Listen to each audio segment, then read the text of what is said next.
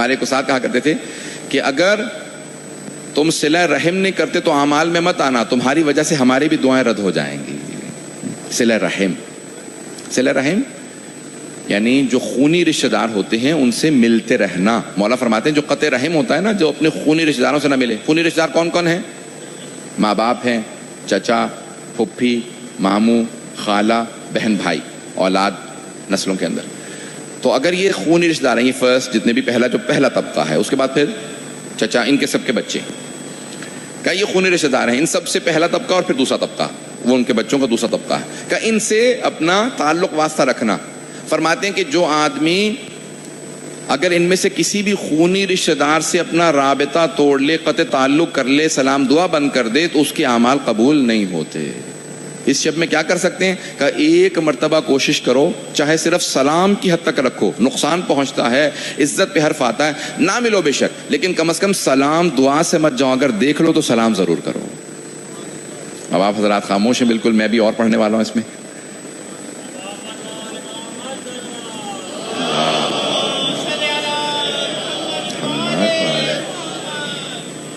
سننا پسند فرمائیں گے سب لوگ. ایک بہت بڑا نام ہے ہمارے حوزے کا، آیت اللہ جواد ملکی تبریزی، مرزا جواد ملکی تبریزی، آیت اللہ مرزا جواد. یہ امام خمینی کے استاد تھے عرفان میں. عرفان سب سمجھتے ہیں، مسٹیسزم جیسے تصوف ہے جس کو پڑھنے والے ولی بن جاتے ہیں. وہ کہتے ہیں جب میں نے حوزہ قم میں آنے کے بعد عرفان پڑھنا شروع کیا تو میں نے دیکھا کہ اتنے برس گزر چکے ہیں، مجھے کوئی توفیق ہی نصیب نہیں ہو رہی. اتنا عرفان پڑھتا ہوں، تہجد کی نماز نہیں چھوڑتا، قضا نہیں ہوتی تہجد مجھ سے. انہوں نے اپنی کتاب میں لکھا ایک جملہ، المراقبات ان کی کتاب ہے، اس میں لکھتے ہیں میں ایسے لوگوں کو جانتا ہوں کہ اگر تہجد پہ نہ اٹھیں تو فرشتے انہیں آ کے اٹھاتے ہیں کہ تہجد کا وقت ہو گیا، اٹھ جاؤ.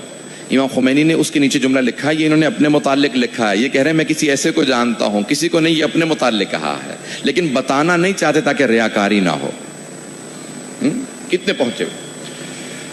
تو اللہ جواد ملکی کہتے ہیں میں نے بہت محنت کی، بہت عرفان پڑھا، عمل، لیکن بتانا نہیں چاہتے، عمل کرتا تھا لیکن کوئی ترقی نہیں، میرے چشمے برزخی نہیں کھل رہی تھی، پردے نہیں اٹھ رہے تھے، پھر بھی میں دیکھ نہیں پا رہا تھا اصل کیا ہے، عرفان کیا ہے.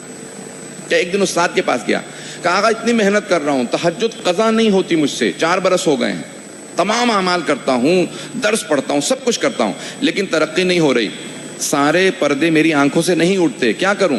کہا کہیں ایسا تو نہیں ہے کہ تمہارا کسی خونی رشتہ دار سے قطع تعلق ہو گیا ہو؟ کہاں سگے چچا سے نہیں ملتا، ان کے بچوں سے نہیں ملتا. اب کہا کہ میں ایک میرے قریبی رشتہ دار ہیں، چچا ہیں، میں ان سے نہیں ملتا، والد کی ان سے بول چال بند تھی اس لیے میں بھی نہیں بولتا. کہا اور انہیں کا بیٹا، چچا کا بیٹا، وہ بھی قم میں پڑھتا ہے، میں اس سے سلام دعا نہیں لیتا. کیوں؟ کیونکہ والد نہیں بولتے، والد کی بول چال بند ہے.